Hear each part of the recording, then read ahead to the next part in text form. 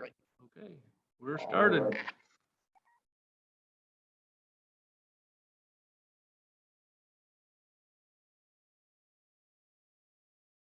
He made it. Sorry to drag you into town. Yeah, I know. Hey, Dan, this is Kathy Martin, she's not our new controller anymore, but none of you guys have, Met on Zoom, but. yeah, met on Zoom. Nice to meet you. In person. Yeah. Guess I can shake your hand, but we're not supposed to yet. I don't know. I don't know the rules anymore. They change them every day, it seems like. So you're Welcome gonna- aboard. So, have you guys done the mixed meetings yet? This is my first one. Uh, But we've got Eric from County Tech Services up there to make sure it all goes. Is it that we can do 2 a year, is that right? God, I should have reviewed that. No, it's, I think you can't attend more than half of the meetings electronically. Okay. I knew it was something like that. And then, and I'll have to, and there might be something in there about how many consecutive meetings you can do electronically. It's easier for me, obviously, to do them from home. Yeah. It's no big deal. It's a convenient habit we all got into. We got to break it now. And then, Get back to the real world again. sorry, all of your sign.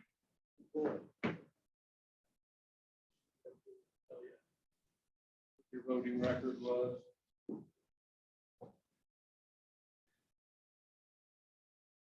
Good.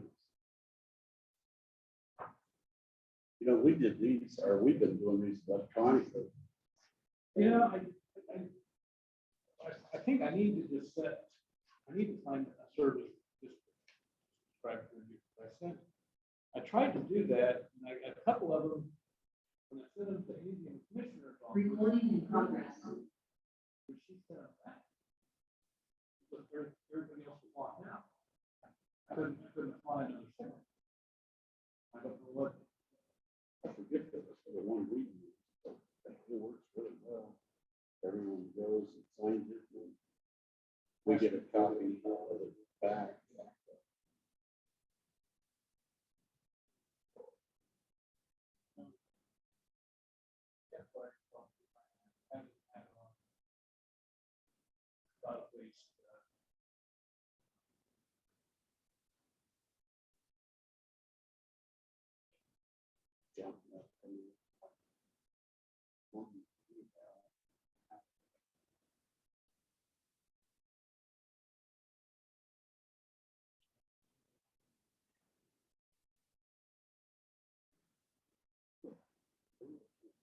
She always sends it.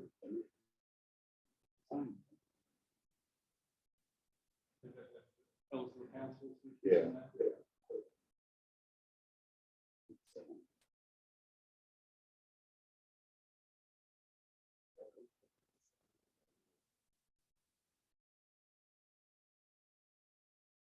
But it works really well after everyone has signed it, it'll come back around.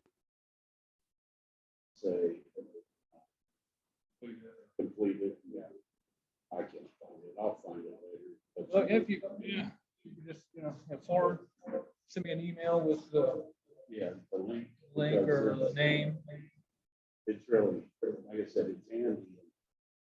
But if things go back to normal, you may never need it. But Yeah. My laptop.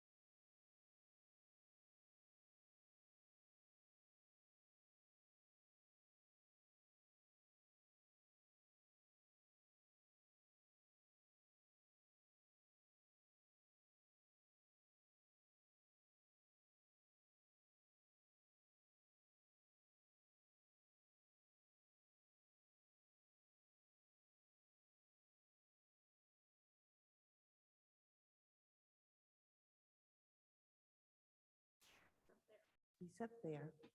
Um,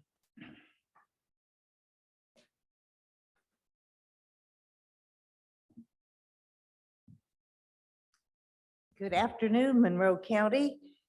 This is the Board of Directors meeting of the Monroe County Solid Waste Management District, March 10th, 2022, and our first in-person meeting in about 2 years. So we are also on Zoom. Yay. We are also on Zoom for whoever wishes to join us.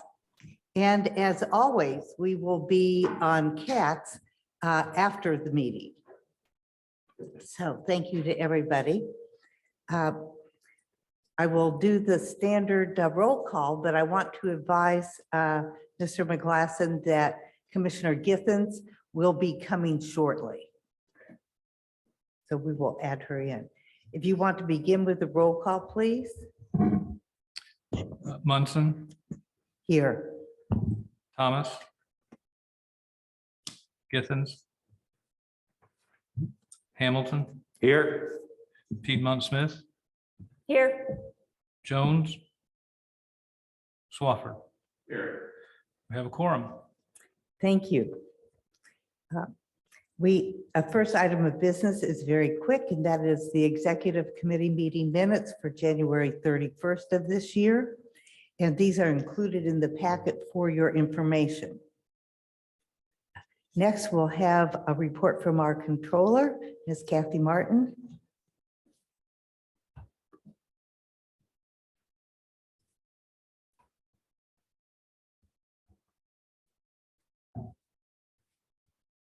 The cash flow summary is on page 7 of the packet as of. The cash flow summary is on page 7 of the packet.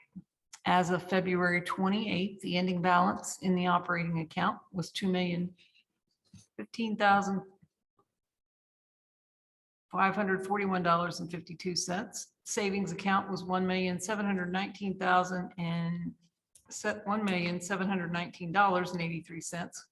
Closure bond debt was $7,511.31. Capital account was $45,425.80. And the landfill post closure was $748,625.55. The individual cash flow statements follow on pages 8 through 10 and 12 through 14. The cash balance graph is in the middle there on page 11. Questions on the cash flow statements? Does anyone have questions? I think not. Go ahead, Ms. Martin. On page 15 is a listing of the pre-approved claims in the amount of $74,394.94. The backup for the documentation for those follows on pages 16 through 23. Yesterday, I sent an email with the current weekly claims for payroll and accounts payable in the amount of $83,662.29. That brings the total of the claims that I approve and am submitting for your approval to $158,057.23. Questions on those? Any questions? Thank you for that. I think our system is working very well already with having a smaller number of claims not a smaller number of claims, a smaller number of reports of claims to review. We still have the same large number of claims. So we're going to do this bi-weekly, and I hope this is working for you, Ms. Martin. It is. Good. Okay. Well, seeing no questions, are there any questions from the public?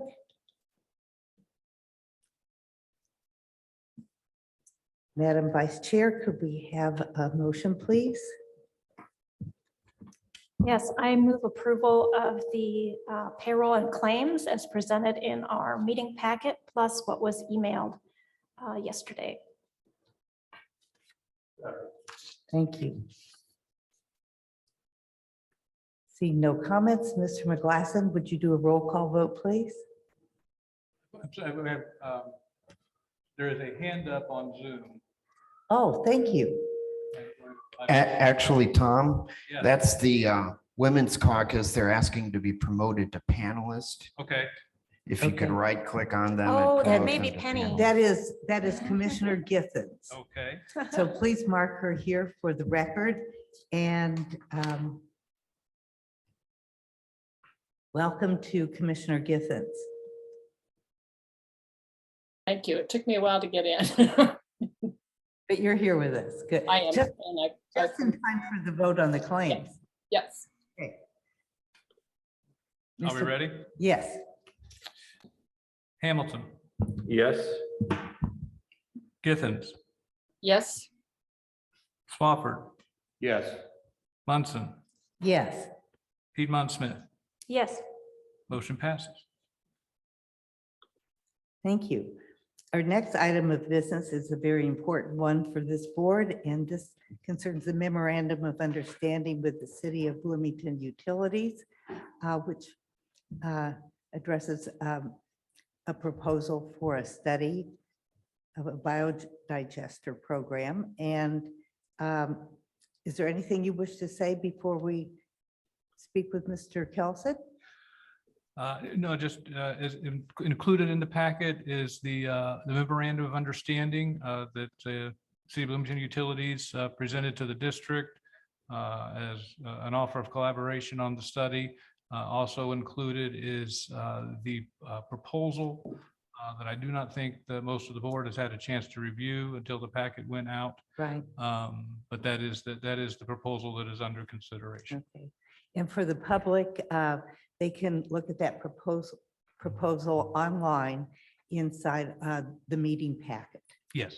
So let's now welcome Mr. Vic Kelson from Bloomington Utilities Director. Oops. There we I go. always forget to unmute. I'm Vic Kelson. I'm Director of Utilities for the City of Bloomington. I appreciate the opportunity to talk with you all today. Chris Wheeler from City Legal will be joining us shortly. I do believe there he is. And he can speak directly to the MOU itself. I can speak to the project. So let me just introduce basically what we're talking about proposing to do. We did talk with your board about this several weeks ago, and we're following up now with the proposal to divide the cost of this study between the City of Bloomington Utilities Department and the Solid Waste Management District.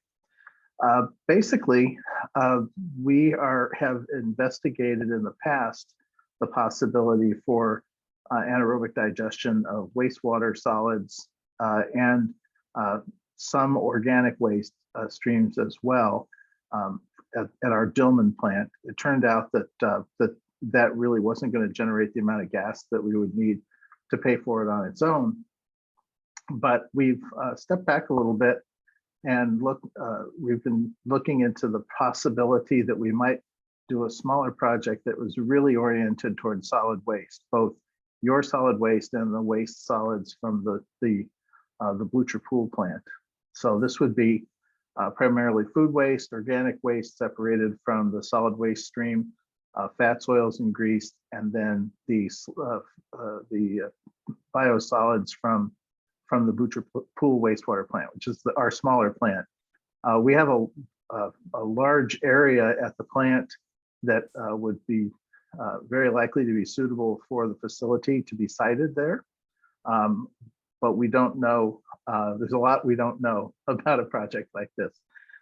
So we've been talking with a group of consultants who would work together. They've given us a proposal for doing a study, a comprehensive study of all manner of questions related to this kind of an effort. And Chris Wheeler, I'll have him talk now about the MOU itself, and then we can answer any questions that you have. Is Mr. Wheeler ready to join us, Mr. McGlasson? There he is. Yes, he's here. Welcome, Mr. Wheeler. Thank you very much. Good afternoon. I worked on this MOU with the legal department for the county. And we are presenting this MOU for your consideration very shortly, assuming it goes well and this commission accepts the MOU and approves it. We will be at 5 o'clock meeting with the Utility Service Board for them to review the same MOU, for them to consider and approve it on that side of the equation. The MOU simply outlines and identifies the purpose behind the feasibility study that's being conducted, which is to look at resource recovery, including anaerobic digestion, which I think is the major point of emphasis on this project if we ever get it off the ground. But there's anaerobic digestion, there's looking at the feedstock market, which would assist in feeding that anaerobic digestion, in addition to residual solid beneficial, residual liquid side stream, things that I don't understand, but fancy words that they used, they being the Energy Power Partners company that we intend to utilize for this feasibility study. They are, from what I could tell from researching them online, a rather large corporation that has a significant foothold in this type of work. I believe they're East Coast created and existing, but work all across the country. And we're excited to have them do this work. The cost of the study will not exceed $129,220. And this MOU contemplates that the city and the county will share that cost 50-50, and the county will pay its 50-50 in the form of a reimbursement back to the utilities department once they've made payment to EPP, the Energy Power Partners. I don't know what else to share with you. I'm happy to try and answer questions if you have any. So thank you, Mr. Wheeler. Board members, are you ready to ask questions about the proposed study or about the MOU?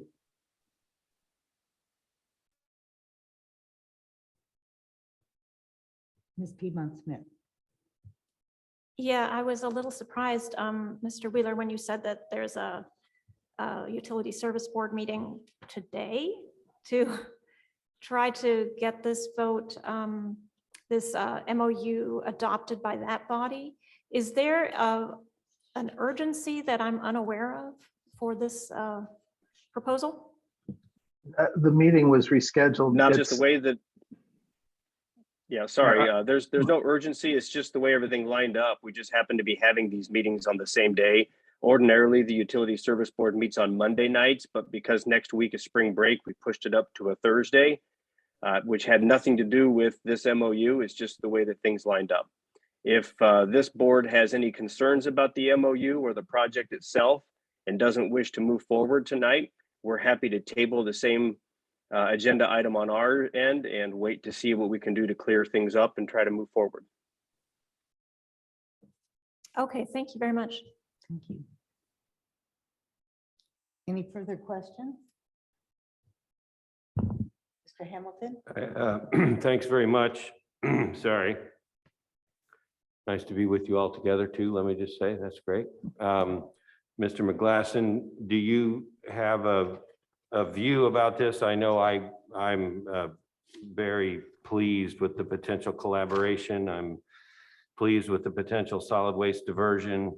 I think this really is right down the main line of trying to improve our management of what is a lot of compostable materials, but I know you've dug into it more than I have. Do you have a recommendation to us or a view of where we are on this? Well, I'm gonna, based on some of the discussions that I've been involved in, that I know that you've not, Mr. Mayor, you know, at this time, I don't know that I have a recommendation because the CAC and the executive committee, and I think there's a desire to have some additional discussion. You know, I would, you know, say that, you know, I think that like you, I'm always interested in collaboration with other, government and public entities and in ways that we can work together to do common good for Monroe County and its residents. And I think that there are a number of things, that potentially come out of this study that do line up well with some of the goals and objectives in our 5-year solid waste management plan. I know there's some questions out there about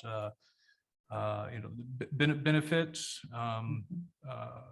to the outcome of the study, or what may come from the study with regard to an anaerobic digester, or that the benefits to those residents that aren't customers of City of Bloomington Utilities. Not everything is going to be of a benefit to 100% of the population all the time. So, but those are things that you have to consider. I'm leaning to being in favor of moving forward with this and collaborating. I think that it does appear that pros outweigh the cons at this point. So. Thank you.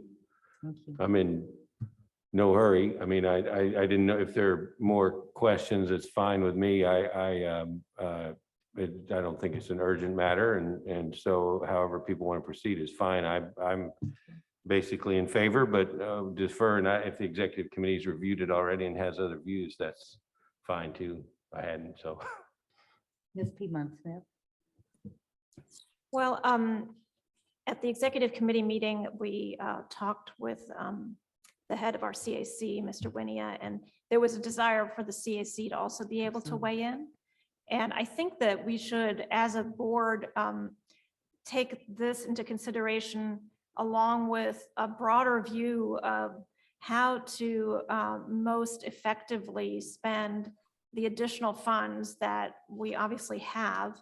As we see our graph keeps going up the scale to, close to 3 million now in our operating fund that, only a fraction of which is budgeted. So I would prefer to wait and kind of think about what other big projects there might be that we would undertake. There's certainly, half of the cost of this study would still leave us with a lot of extra money. But I think a broader conversation should take place with the CAC, and then we should decide. So I would prefer to wait. I think Ms. Gissens has her hand up. Ms. Githens. Yes, I join Councilmember Piedmont Smith in asking that we be allowed to have more time to reflect on this and talk with the CAC. I also would like to have input from the 2 missing members of our board, Commissioner Jones and Commissioner Thomas, who couldn't be here today. But I also want to ask, we have people that are serviced by the CBU and those who aren't within the county. And so how would people who don't receive service from CBU benefit from this? They're asked to pay taxes for something that they may not have absolutely any benefit from. Well, every CBU customer also pays those same taxes. This is a project that would affect all solid waste district customers, including those who are also CBU customers. In what way? What's that? In what way would it benefit non-CBU members? It benefits all the residents of the county in that it allows for reuse and energy generation from solid waste, regardless of who generated it and regardless of where it came from. One of the things that this proposal is to look into is the possibility of taking things like grease, fats, oils, and grease. It's a very good feedstock for making gas.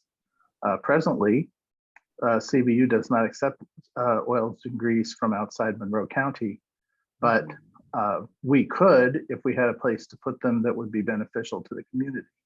So one of the things that this proposal contemplates is looking into the possibility that we could market the service of managing grease and turning it into energy. Now, one of the important aspects of this entire proposal is that it looks at all the dynamics of all the financial streams, which would be tipping fees, which would be if it generates gas or if it generates electricity, if that was used, say, to operate the facility, and then any excess would be used to at the wastewater plant, which happens to be right next door, then there would be a charge that the utilities department would pay for the electricity that it got from the plant. So all those different streams of waste and all those different streams of dollars all go together. In the end, all the residents of Monroe County inside the city or outside the city will benefit from the fact that these wastes are used in a beneficial manner, and possibly even things like land application of the solids when we're done. So nothing gets hauled away, that these biosolids end up enriching soils down the road and within the county. So basically this is a CBU has been more or less in the forefront of looking into this thing, but we've always looked at it as more of a general solid waste concern. So the proposal that we're putting forward right now is simply to find out, is it even possible financially for us to do this? What would be the triple bottom line benefit of this to the community? And CBU would be a customer of the facility, not the operator of the facility necessarily. So we don't know who would operate it, whether it would be us or an outside company. All of those things are to be contemplated in the process of doing the study. So it's really an idea that benefits everyone in Monroe County, not simply city residents. I guess I'm asking, would non-CBU customers benefit proportionate to what you're asking them to pay here on this? That's all. And I'm not against having this kind of digester in place. That's not the issue. It's where the money comes from and then where it will go. Are you going to then also come to the solid waste if the feasibility study says, oh yeah, this is really feasible, these are the outcomes we expect, would you anticipate coming back to the solid waste management district for funding for that? My presumption at this point is that once the study is complete, it would take a county-wide, community-wide effort to decide, based on the information in the study, whether we want to do this or not. I don't see this as a project that would be a City of Bloomington Utilities project. City of Bloomington Utilities would be a participant, clearly, because we have a significant waste load that we could be taking to such a facility. We also have a facility that could benefit from whatever energy is generated there. And we happen to have a nice footprint to site the thing on. So that would be our interest in participating in it. But we see it as a county-wide, community-wide project. So presumably, well, we don't know at this point how the thing would work out financially. This could be done through a public-private partnership that would involve the Solid Waste Management District, probably the city sanitation department, and a utilities department, and possibly a private enterprise as well. So we don't know. The purpose of the study is to find out what's possible and give us some things to look at if the community wants to proceed with this sort of a organic waste reuse kind of effort. Well, I'd like to add my comments here. I was part of the executive committee's discussion of this proposal. And one of the things that I was left with was a question as to whether the solid waste district or the non-CBU residents of the county would benefit from some of the outputs. And this includes certainly energy, but that seems electricity, that seems far away from any facilities that the district has. I didn't know about biogas utilization. I thought that was a possibility, but I want to make sure that the study reviews what the possibilities are for non-CBU residents.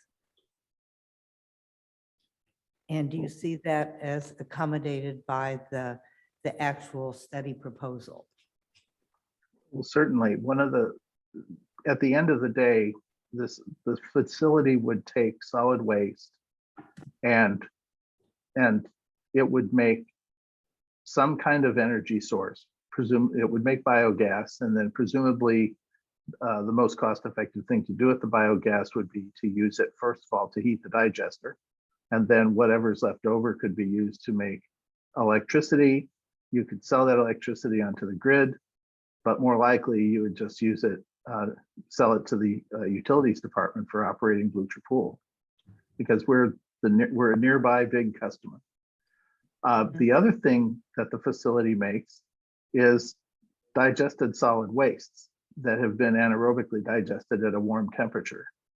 Those wastes can, depending on what's in them, those wastes could likely be composted and then utilized for land application. So, every county resident would benefit from the fact that if we could do land application, that land application could happen at multiple sites, but we wouldn't be paying, county residents would not, and city residents would not be paying to haul those wastes to Terre Haute anymore, or wherever it is you haul them. So the benefit is reducing the amount of waste that gets disposed. And hopefully what we would love to do is to have organic waste not leave the county. Conveniently, Blucher Pool is surrounded by farms. So there's the possibility for additional composting of the anaerobically digested solids prior to land application could be done right on site. There's plenty of land for that. So there's, but we don't know what the economics of the process would be. We don't know the triple bottom line analysis of what this would be. That's looking at the finances, that's looking at the overall benefits to the environment, and then of course the social benefits to the community all in one. So the purpose of this is to get us in the direction of being able to do a triple bottom line analysis of this kind of an activity so that we can make a reasoned decision about how to proceed. Whether that's working with an outside contractor, who knows? There might be someone who'd say, wow, there's lots of grease. We'll build a facility to do grease right there. And then we want to add something else onto it. I have no idea. The purpose of this is to look at what's possible and how that all fits together into, to give us the information to allow us to decide how it fits into our other plans. Thank you. Other questions for Mr. Kelson or Mr. Wheeler? Ms. Piedmont Smith? Yeah, I have a comment. Is that all right?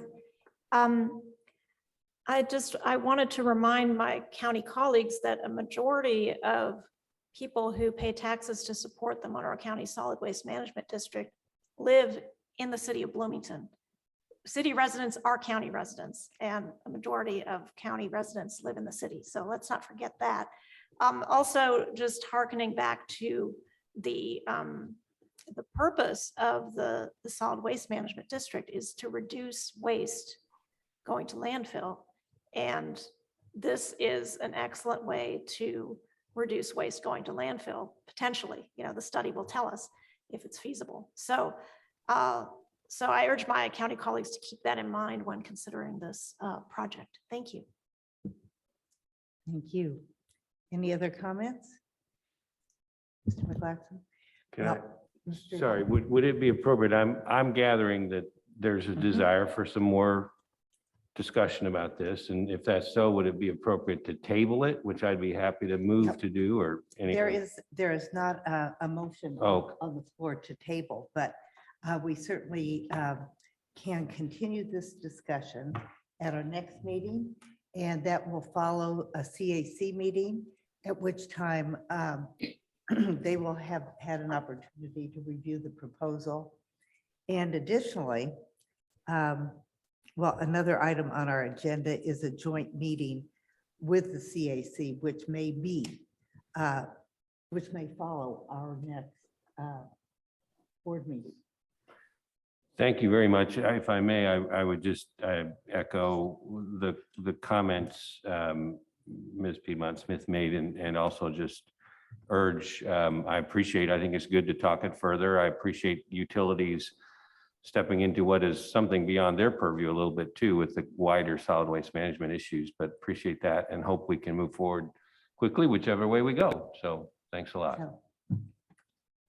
So we would like to invite you to return for our April meeting, and we thank you very much for your discussion today. Thank you. Anything further, Mr. McGlasson? Thank you very much. Thank you. Thank you. Thank you. We'll move now to reviewing the responses for waste tire management. And that is for Mr. McGlasson. The Oh, orange bags was, I'm sorry, I marked it off already. We have a bid for supply of trash bags. Mr. McGlasson. and unfortunately, we only received one bid in response to the request for bid, which certainly we were hoping for more than that, but we did get the one. It was from our current vendor, Waste Zero.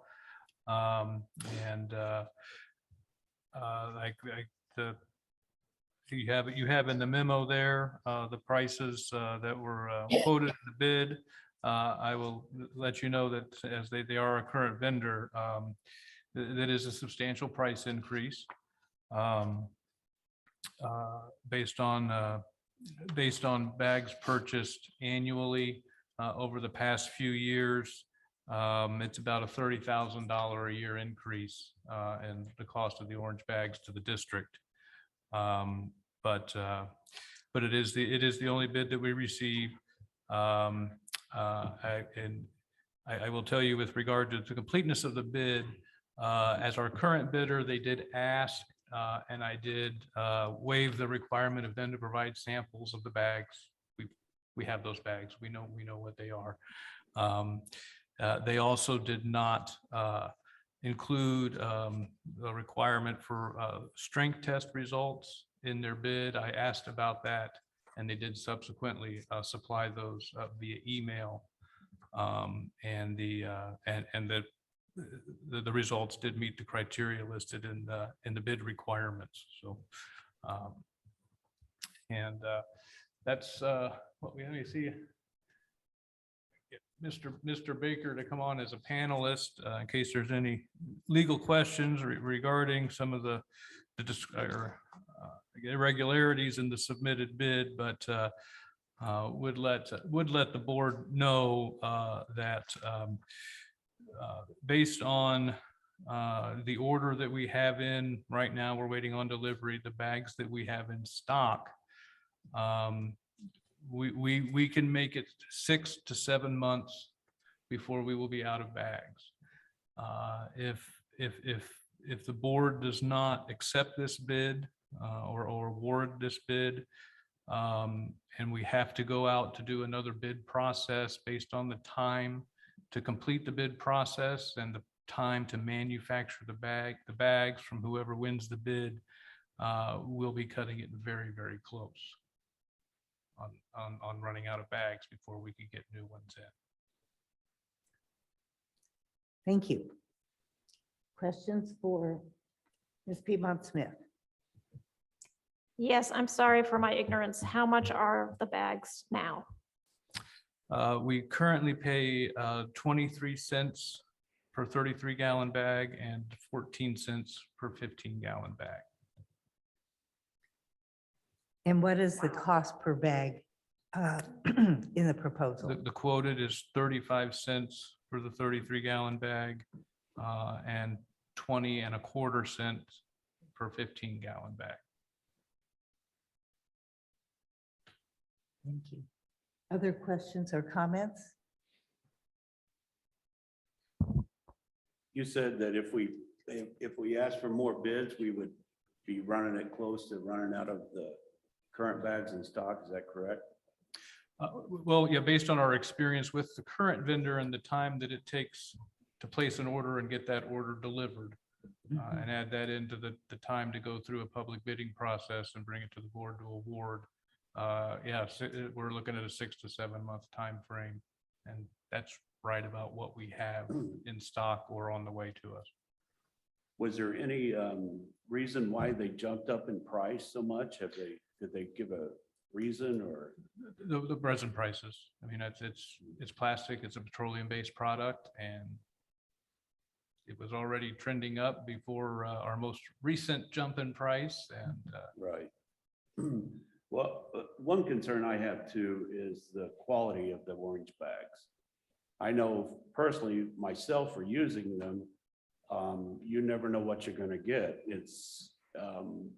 I've seen a lot of rejects that I personally had to take back to the store. I just want to know if there's any kind of quality control that we can initiate or. well, I don't know how recently you've had an issue with any of the bags. I know that a year or so ago, and we don't really know what happened on there, and they had a bad run, and we got a shipment of bags that just either with the drawstrings, corner seams, They weren't cut right. right, yeah, just a variety of issues. But the deliveries that we have gotten since then, not that they're perfect, but the Right. complaints that we get, the bags that we have to replace are back down more in line with historically, what we're used to. How long have we used this company?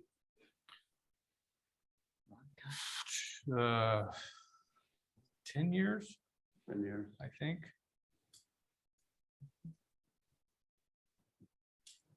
Ms. Githens, you have a question or comment? Yes, if I understand this, this is a 3-year, is this a 3-year contract? Is that correct?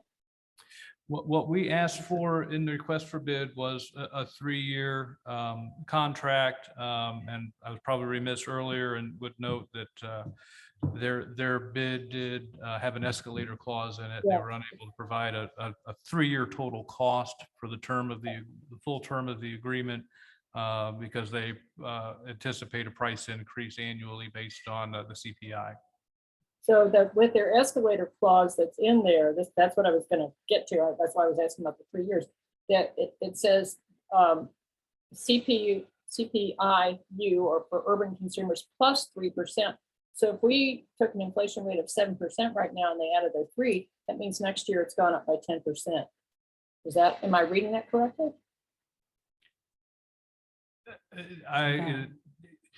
I have that question as well, because it could be interpreted as if the CPI index is 5%, you add to 3%, it's 8%. Or you could say the CPI index is 5%, and then we're going to add 3% of that back onto it, which would make it 4% total. I mean, No, I don't there's think so. those were the two different ways I thought that could be interpreted, the way they worded it in their response. Right. I think they're adding 3% to. That would be my guess. And Mr. Baker is here and we'll defer to him on some of this. We asked for a 3-year in the request for bid. I don't think there's anything that would preclude us from, if we wanted to move forward with this and say yes, but we only want to do it for 1 year and we'll see where things sit after that.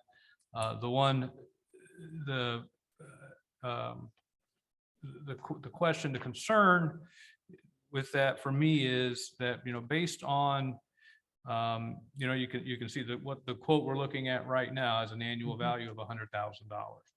So if we have to put this out for bid every time, from my interpretation of the statute requiring public purchasing. So I don't, and Mr. Baker, unless you have a different opinion or know of something I'm not aware of, that was part of the reason of asking for that 3-year term, was to avoid having to do this every year. So let us hear from Mr. Baker, please, So if he's still there. here he Yes. comes. I'm here. Hello, Mr. Baker. Hello. Did you follow the questioning that went on? I missed some of it. I'm sorry. I'm happy to answer any particular question that you might have. I am familiar with the situation we're in with the one bid and the exigency we'll face if we don't continue with this particular provider. So if I might summarize, one question had to do with the cost increase based on the percentage relative to the CPI, and then then I guess the additional costs. Ms. Githens asked about that. Would you review what you see in terms of the increased costs per year? Mr. Baker, I'll read exactly what was in the received bid regarding that. It says, Sure. price per case will be adjusted at each anniversary of the effective date according to the Consumer Price Index, all urban consumers plus 3%. So I guess, so the question is, does that mean if the CPI index is at 5%, then our increase is going to be 8%? Is that what that means?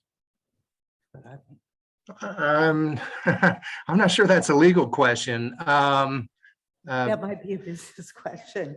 Yes. It's probably not a legal question. I'm always happy to help, but I try to stay in my lane. And when we start talking numbers, I'm always very conservative with my qualifications and abilities. So So we could clarify this on percent increase and take this up at our next meeting. We also could clarify whether we can accept this bid for 1 year, have time to look, to put out, advertise this to other suppliers over the next year, and see if we can come up with a better cost for the district. I believe you can do that. So, yeah, so Mr. Baker, the request for bid did indicate that the district was looking for a 3-year agreement, but I, in my mind, that doesn't preclude the board from saying, but we only want to do 1 year at these terms or these prices, or they have that ability, correct?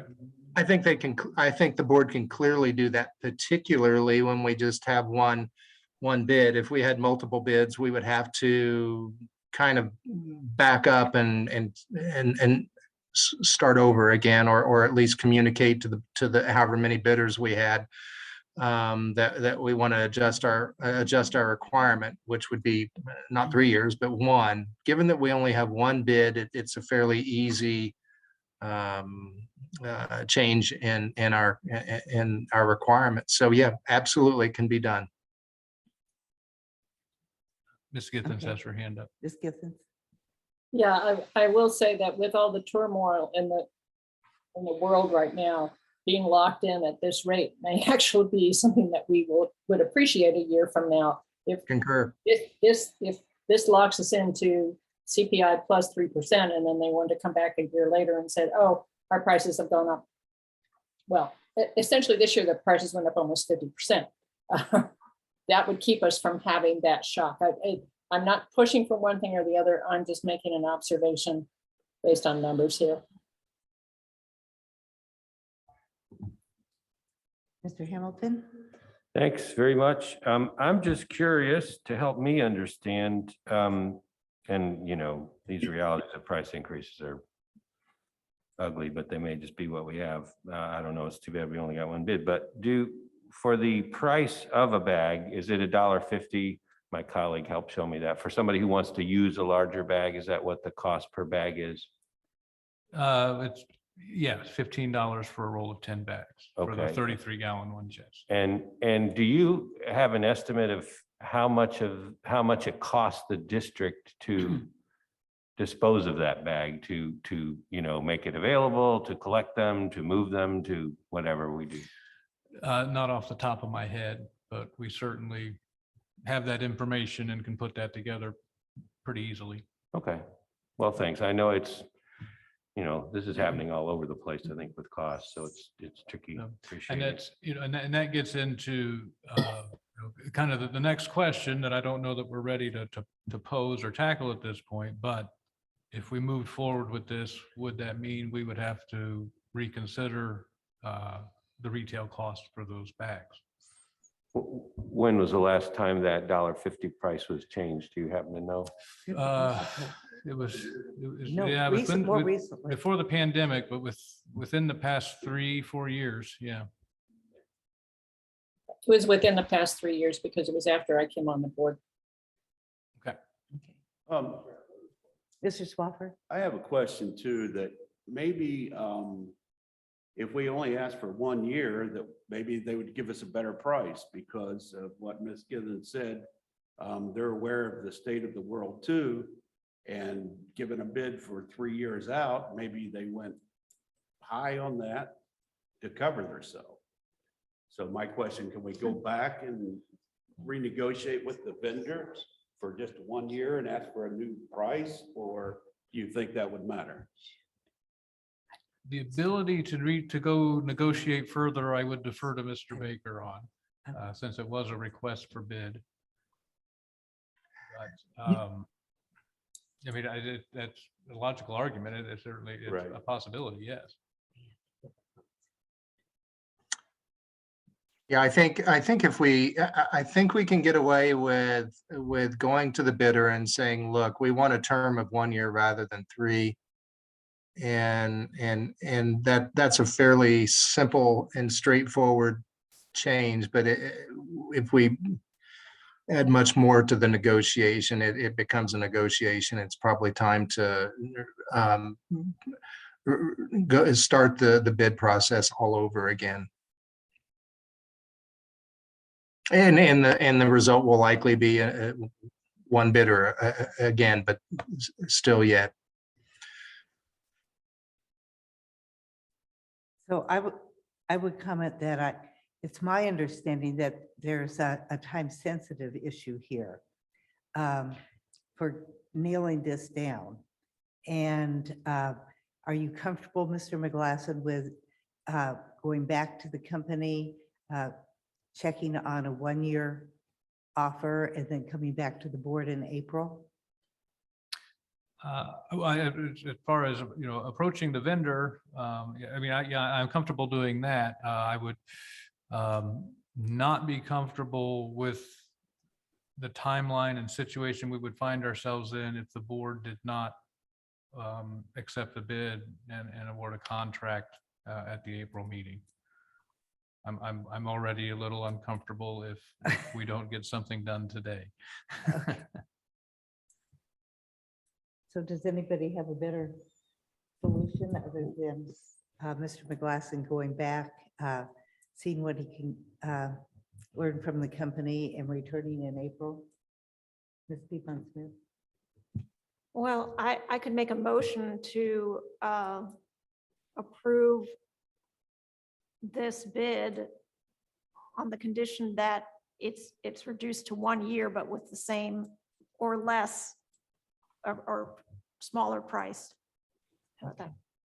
Yep, I think that sounds good. That works for me. Mr. Baker, any legal issues with? I'll second that. Well, I think I don't want to get into the legislative procedure, but it seems to me it should authorize you to go to the vendor and propose that. But other than that, no problem. Any discussion on that motion? Ms. I- Piedmont-Smith? I just wanted to ask, what's on the Q&A and chat in Zoom? Was there any? I was going to do that. Sorry. Go ahead. Look, a lot of those have been addressed. Okay. Mr. Evans is up there trying to run the meeting and not paying attention to the chat and stuff. Yeah. So it's not any input That's on that's this his matter. feed that we're seeing on the screen, not. Okay. So further discussion or comment? Then let's have a roll call vote on the motion. Piedmont Smith, Yes, Munson, Yes. Hamilton, Yes. Swafford, Yes. Githens. Yes, Motion passes. And then I just to clarify for that, so that motion was to accept the bid on the condition that the vendor will agree to a 1-year agreement. At the same cost or lower. Yes, okay. Okay. Okay. I know. I would like to amend the agenda to move up item 7 before item 6, because that is a voting item and one of our board members that makes the quorum needs to leave. May I have unanimous consent to proceed? Thank you. We will now discuss the request for appointment to the CAC, and we're always happy to hear about applications for the CAC. Mr. McGlasson. Yes, you have in your packet a letter of interest from Mr. Bradley Lucas. He is the Director of Building Operations with the Monroe County Community School Corporation. And I know the Executive Committee has heard me informed them that MCCS, a new MCCSC, their Board of Trustees, had indicated they would like to see some sort of representation on the CAC. And so Mr. Lucas is who they've selected, and so he is seeking appointment. Thank you. May I have a motion for consideration? So moved. Thank you. Second. We have a motion and a second. Any discussion from board members? just to clarify, the motion is to Ex- appoint Mr. Lucas to the CAC. Yes. Okay. We have a motion and a second. Mr. McGlasson, would you wish to call the roll? Swafford, Yes. Hamilton, Yes. Githens, yes, Piedmont Smith, Yes, Munson. Yes. Motion passes. So thank you. Mr. Hamilton has to leave for a prior engagement, and we will now go back to item 6 on our agenda, which is the review of responses concerning waste tire management and disposal. This might be a short discussion. This might be. As indicated in the memo, your packet, unfortunately, we did not get any responses to our public request for information on waste tire management and disposal in Monroe County. So be that as it may, have discussed that situation, with Mr. Baker, and feel that given the lack of responses, that the district would be on sound footing to move forward with pursuing a program for us to accept and manage waste tires. So the next logical step would be for us to start to look at the internal logistics of, where are we going to store them until they get picked up? How are we going to deal with accepting them? Identify a vendor, get some costs together. All along, we've kind of moved forward under the assumption this would be a fee-based service. So we'll have to get some costs on our end together to help calculate what those fees would be. And then obviously the fee resolution would have to be amended to incorporate those fees in there, and we would get the process rolling. Very good. I would comment that as I drive around, I pay attention to waste tires that I see ever since we started discussing this possibility. So you all can do that too. Next item on our agenda is number 8, Executive Director Job Performance Review. And this is something that the Executive Committee discussed. And we thought we should bring this to the board. And the board presently at this meeting now consists of one additional member. So Mr. Spofford. We felt that this was a timely consideration. And the question is, how should we carry out the review? Should it be done by the full board? Should it be done, should be initiated by the executive committee and then brought to the board, because it is a board decision? And the decision and discussion about the review would be carried out in executive session. This is not public business. Do you have any input here? I think over the past years, we've let the executive do the thing and then just come back to us and let us know. Okay, And that's the way it's been for years. So I'm not sure when the last time we did one, but I've been on this board for probably 20 years. yes, you have. You're a Yeah. senior member. So I think that's fine. Just let the executive board look at it and bring it to us and go from there. Okay, do we need a motion on that? I don't believe No, so. we can't do a motion. Well, no. So yeah, never mind. We Yes, should yes, point you that we- can. I'm considered present. Is she considered present present Yes. for voting? Yes, but. and I- Because it's not a fiscal question. That's right. Is it okay for us to proceed with a vote without a quorum? There is a quorum. That's what I'm telling you. Well, and that's, I think Now we're, Mr. Baker thought we were done with him. I think okay, he's logged off. okay. I honestly, I don't know. My Sorry, recollection, we're confused. interpretation of the change in the law that they made did require at least 50% to be present in person. Now, what happens when you start that way and don't end that way, I don't know. But I thought it was that 50% of the people in the meeting, not 50% of the board. There's a difference. Had to be in person. Yeah, I don't, and I apologize. I do not have it in front of me. Okay, And I could be wrong. no. But I don't, I guess, I also don't know that you necessarily, this is an item that you necessarily need to have a formal vote on. I don't think so either.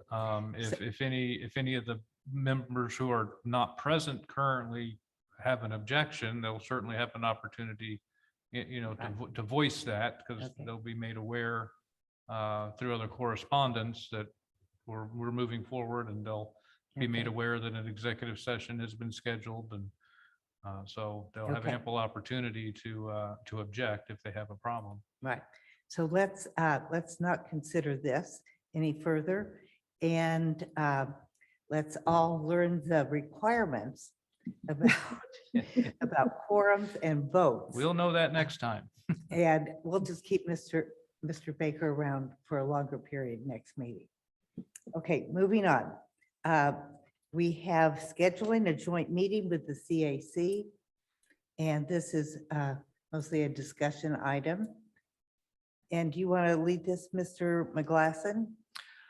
Yeah, I can. I mean, this is something that I know that the executive committee and Mr. Winia have discussed on a couple of occasions. But the board is required to have 2 joint meetings with the CAC every year. And the law does leave open, what the agenda for those meetings will be. So it's up to the 2 bodies to determine the agenda.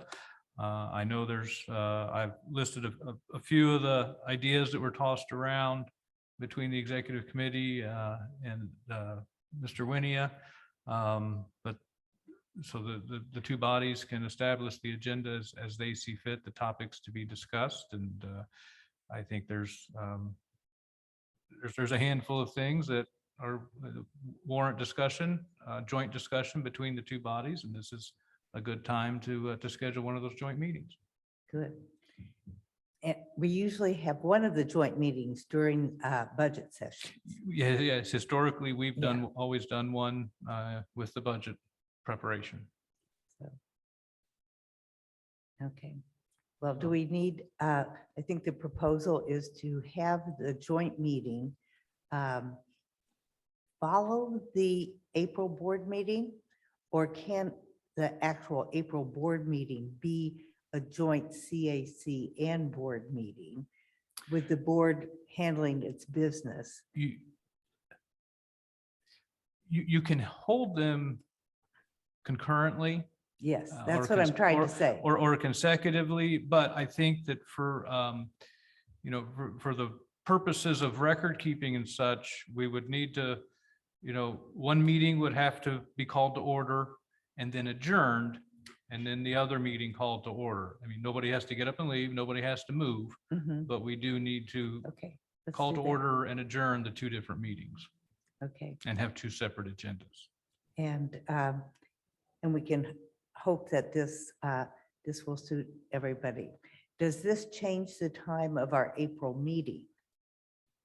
Because well, if that we're would- talking, That would depend on whether the joint meeting is before or after the regularly scheduled board meeting. If you want the joint meeting to be at 4 o'clock, then yes, we're pushing the board meeting back to 4:30, 4:45, or 5.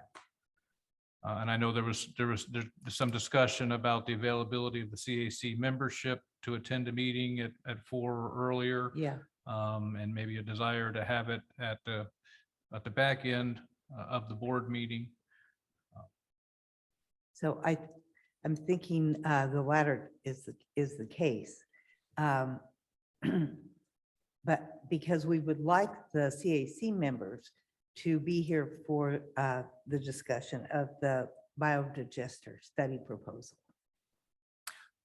I can inquire with Mr. Baker and see about the board's ability to take action during that joint meeting. Where if we wanted, I know there's interest in having a joint discussion over the utilities memorandum of understanding. And so possibly we could have that on the agenda for that joint meeting, and the board could take action on it. I would want to clarify that with Mr. Baker, but Yeah. I can inquire about that. I think that's a really, really good idea to see if we can do that. Okay. Well, the executive committee will hear from you Yeah. about this, and the rest of the board members will hear about the meeting schedule. Okay, Yeah, I'd only ask that our agenda be light if we're gonna have both meetings together. Because I know the one really lasted quite a long time. So if we're going to stack the meetings on top of each other, Mhm. then I would ask for a light agenda for our regular solid waste. Right. So, well, here we are at 5 o'clock, and we've done almost all the business except for department reports and public comment CAC report. So we'll we can- try and work it out, and we can be flexible by amending our agenda to scooch in some other items if we have additional time before we feel the bulk of the CAC members can arrive. Certainly, the board always has the prerogative to postpone action. Okay. So there's a plan. Okay, next item. We would like to hear the CAC report and invite Mr. Winia to come to the podium. And he's not used to being a podium speaker. He's used to being a Zoom speaker. Indeed. Welcome, Joe Winia. Thank you very much. Good to see everyone here in person. It is a little different to be standing in front of you. I don't have quite as many resources at my fingertips, but Okay. You could take your mask down for speaking purposes. excellent. That Thank will you. probably help clarity, won't it? Thank you. Well, at least for today's meeting, I don't have an awful lot to report for the CAC's activities. Unfortunately, our last month's regular meeting consisted majoritarily of the re-election of our secretary due to an oversight on the recently approved bylaws, including a limit on term duration. So That was not taken into account when electing our secretary in the January meeting, who had actually exceeded the term limit. So we decided to re-elect a new one. And then the latter half of that meeting consisted of a presentation on Robert's Rules of Order, which was informative, but also ran long. So unfortunately, that's all our meeting consisted of. And then following that meeting, I did have a meeting with our new secretary, Lily Kleinlein, about setting up the standards and expectations for the role for the rest of this term. Very good. That is all I have to report for the CAC. Well, thank you. And we look forward to joining with you in April. Likewise, I think I can speak on behalf of the CAC and say that we agree. Do you have anything for Mr. Winia? Okay, thank you. See you in a month. Sounds good. Thank you. Now we'll tackle those department reports. Mr. McGlasson, that's next. Okay, well, we'll try to be brief. I do want to highlight that first bullet point in the memo that we have gotten a lot of positive feedback on the new website. Not that it's perfect, but people do seem to appreciate the changes and prefer it over the old website. Then the other, that second bullet point, we probably need to make the board aware. Bedford Recycling, which is a scrap metal processor, is proposing or is trying to site a facility in Monroe County. And for some reason, Republic Services has,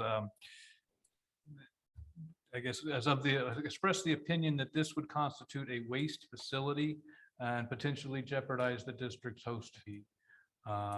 Obviously, the district and our attorney disagree with that. We believe that the state law defines scrap metal separately from a waste facility. So we'll continue to see that through, and but thought that the board should be aware that Republic has, for lack of a better term, dropped that threat. So we'll see where that goes. And then, other than that, the legislative session has concluded for the first session. And that House Bill 1226 was really the only bill that had any pertinent issues in it. They do not directly impact us, but one good thing that's come out of that is a pilot program that they're going to do in Marion County. I know for some other discussions that it's going to focus on glass, but hopefully there's something that will come out of that. The state's going to make some of the environmental funds available to do a pilot project for a glass in Marion County. Got some of the manufacturers involved in the discussions of that legislation, and they're the fiberglass manufacturers predominantly, they want glass, they need glass, and they're trying to find ways to get more of it. So that's part of what this pilot project is about, and be curious to see where that goes, and if anything develops from that can be expanded beyond Marion County. In the interest of time, that I will stop and answer any questions. Yes, thank you, Mr. McGlasson. I had a couple of questions about the media outreach and education. On the media outreach, has there been any messaging about just buying less stuff?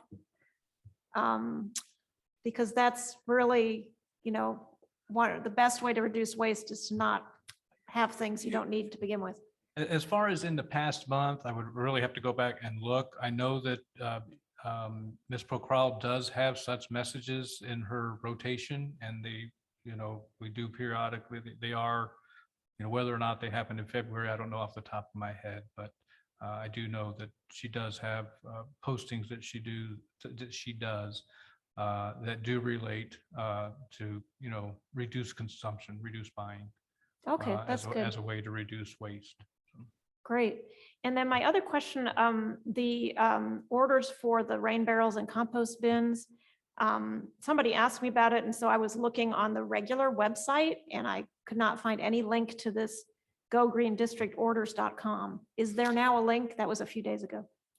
There's not, but that, at least Ms. Procol, I got it, I don't know if it was the same person or not, a similar call yesterday, I think, and we discussed that, and I am going to reach out to the website developer and see if they can get a link put on our website to the orders.com website. Because yes, that can be gogreendistrict.com versus gogreendistrictorders.com. Yeah, I mean, Yes. people who don't know how to get the Right. information, but just know it's from the district, Yeah, they're going to so go to our website and not find it. That issue came to light for us in the office as well, and that is something that we are going to try to get corrected and get a Okay. link put on our website. Thank you. So thank you for Mhm. that.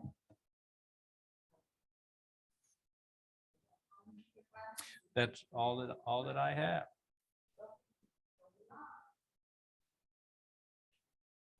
Welcome, Mr. Joey Long. You're muted, Joey. Oh, hi, sorry, everybody. I'll start with recycling and reuse.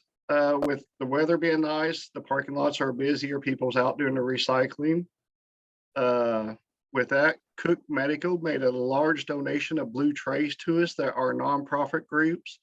Our regular customers, they love to use them to make tiny greenhouses to get their seeds and plants started for the springtime. So we have a lot of currently happy people coming in and taking trays right and left. And our hazmat, we looked in different providers for our Sharps program. We end up staying with the current provider, but we got them to lower the cost that we send out each week on a tote. So we're gonna save some money there. And staff has finished their DOT and HAZWOPER training, so everybody is up to date. And that's what I have. If you have any questions, I'll do my best to answer them. Very good, thank you. Any questions? Ms. Piedmont Smith? Well, I was just trying to look if this was in the February packet, but at some point we had asked for a comparison of the year-end numbers for recycling in 2021 versus the year before. Was that already in a previous packet? No. No, you're right, and I will take that. That is, you did ask for that. I started to put it together and I forgot to put it in the packet. Okay. So we will get that to you next month. Okay, thank you. Thank you. Anything else? Thank you, Mr. Long. Thank you. So next we have public comment and we still, No, Mr. Paulson has a oh, report. I'm sorry. Your face. You didn't was forget not about me, did you? Yeah. Lee Paulson, landfill director, compliance director. Nothing really to add to the report that I put submitted. We've been pretty busy with a lot of roadside stuff still again, past month and continuing into so far in March. Treatment plant it's been colder than it's normally been, at least sustainable colder, consistently colder. So we haven't been able to quite get the amount of treated leachate that we kind of wanted. So we hauled a little more than we thought we would this past month, and then the rain came and stuff like that, but we're kind of getting back on track. The weather's getting a little nicer, so hopefully those things will pick back up. And then the other thing is that AECom has our November groundwater statistics still. I've communicated with them. I should have it either tomorrow, Friday, or first part of next week to go through and then get our submittal ready for the state. So thank you. Questions for Mr. Paulson? Thank you, Mr. Paulson. Now, now we'll return to public comment. And do we have one public comment in person? Come up, Mr. Winia.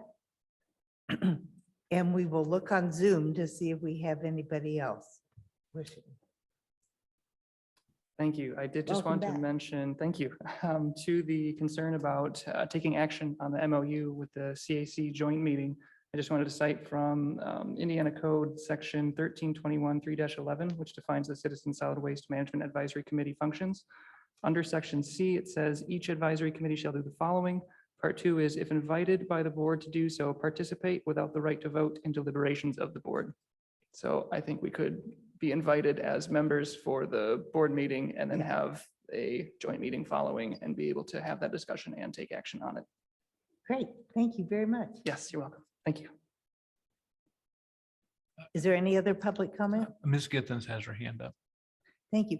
Ms. Githens, I can hardly see your hand symbol. I know, it's that background. I wanted to say thank you to Mr. Paulson. There was what I considered a fairly egregious situation that I had asked him and Mary Beth to look into, and they hopped right on it. It was a environmental compliance situation. And so I just want to say a public thank you to the way that whole office operates. I don't think they get enough recognition. Great. Always good to have appreciation. So now we'll have comments from directors. Mr. Swafford, Ms. Piedmont Smith. Okay. Yeah, I just wanted to announce that the city of Bloomington has launched a program called Compost Up Downtown, in which the city has dedicated $75,000 from our Build Back Better funds from the federal government to help downtown businesses, restaurants compost. And so we're partnering with Earth Keepers, which is going to offer a 3-month composting trial period. And they'll do consulting with the restaurants and figure out how best to set up composting and the frequency of pickup and all that, providing the bins. It's a 3-month trial period. And then hopefully once the restaurants, get their composting up and running, then they will, pay for the ongoing pickup services through Earth Keepers. So I think this will help a lot of restaurants that want to do better by the environment, get set up, get the impetus to have their space evaluated and have a program that fits their business model and their space needs. So it's a great program. It was just announced this week, and I'm happy that the city is able to support these efforts. So can you tell us where the location is? It is, and I'm really not sure why, but it is for restaurants within the Bloomington Entertainment and Arts District.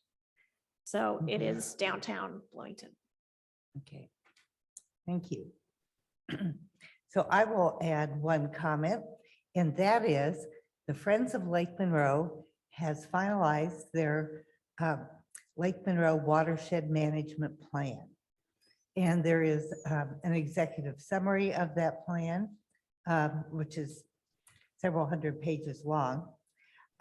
You can read the shorter executive summary on the Friends of Lake Monroe website. And if you want to read the entire report, it is also there. But this has a lot to do with water quality, and keeping trash out of the lake is a major point. So that's information to share with you. Thank you. Is there anything further? Seeing none, our meeting is adjourned. See you in April. I'm ready to close my Zoom because I'm seeing that.